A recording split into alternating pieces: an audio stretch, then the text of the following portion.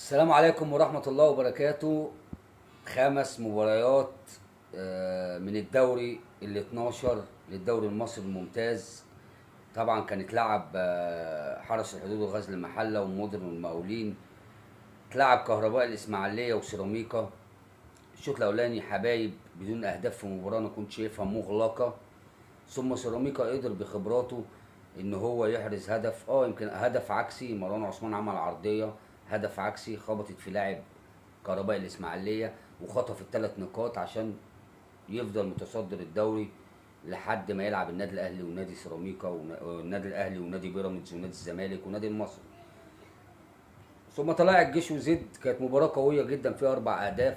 من بدايتها قدر نادي طلائع الجيش يحرز هدف عن طريق كريم طارق، عرضيه حط بطن رجله راحت في البعيده 1-0 في الدقيقه 8. ثم هدف التعادل في الدقيقه 35 عن طريق الربيعه، حط رأسيه ولا اروع الحقيقه، زي ما الكتاب ما بيقول حطها في اللي جايه منها علشان يتعادل.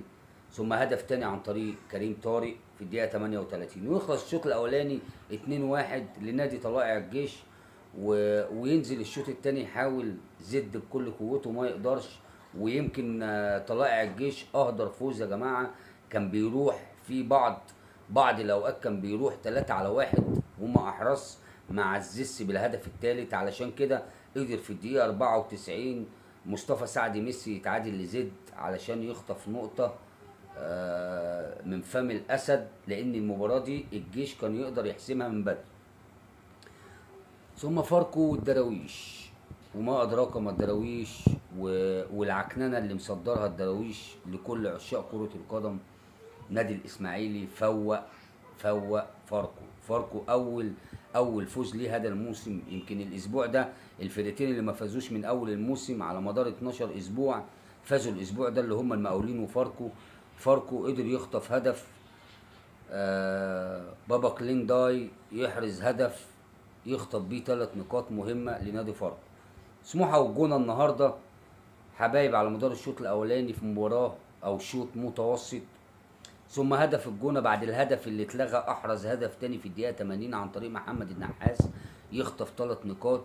على ما أظن أول هزيمة لسموحة هذا الموسم، والجونة ماشي مع الكابتن بيبو بصراحة كويس في حدود الإمكانيات. ثم المباراة اللي ولا أروع، مباراة دجلة والاتحاد في استاد اسكندرية. هدف لدجلة في الدقيقة 27 عن طريق دياستي بعد سيطرة كاملة لدجلة، فرقة دجلة اللي منتشرة في الملعب كله، فرقة دجلة اللي بتلعب على المغمض. وطبعا يا جماعة ده شغل مدرب. فرقة دجلة اللي بتلعب لمسة ولعبة، لازم كلنا ناخد بالنا من فرقة دجلة ومدرب دجلة اللي عامل شغل غير طبيعي مع الفرقة دي. للأمانة أنا شايف إن دجلة هيعمل إنجاز السنة دي لو صعد مع ال7 اللي هيلعبوا على البطولة. وقدر يتعادل في الدقيقة 66 إسلام سمير لنادي الاتحاد بليسنج عن طريق على طريقة نجمنا محمد صلاح بليسنج في البعيدة 1-1. ثم هدف عالمي بليسنج في البعيدة برضو زياد أسامة زيزو النجم الصاعد نجم دجلة علشان يخطف 3 نقاط يوصلوا للنقطة 19. نادي دجلة يا جماعة عنده 19 نقطة، يعني أكتر من نادي الزمالك اللي عنده 18. لسه ليه مباراة، بس دجلة عنده 19 نقطة، يعني بيزاحم الكبار. الأول شوف الأول سيراميكا عنده 23 نقطة، بيزاحم الكبار نادي دجلة. والسنة دي أنا عارف إن دجلة هيعمل إنجاز إن شاء الله لو فضل على الأداء ده، الأداء الجماعي، الأداء اللي بيتلعب على المغمض. أنا بعمل عرضية عارف رايحة لمين، بعمل عكسية عارف رايحة لمين، بعمل باص في نص الملعب عارف رايحة لمين، بعمل اوفرلاب بقى. شغل ولا أروع من كابتن محمد الشيخ وجهازه الفني. الحقيقة عامل شغل جميل جدا مع فرقة دجلة. وتبقى 3 مباريات إن شاء الله لما يتلعبوا نتكلم عنهم مع حضراتكم. السلام عليكم ورحمة الله.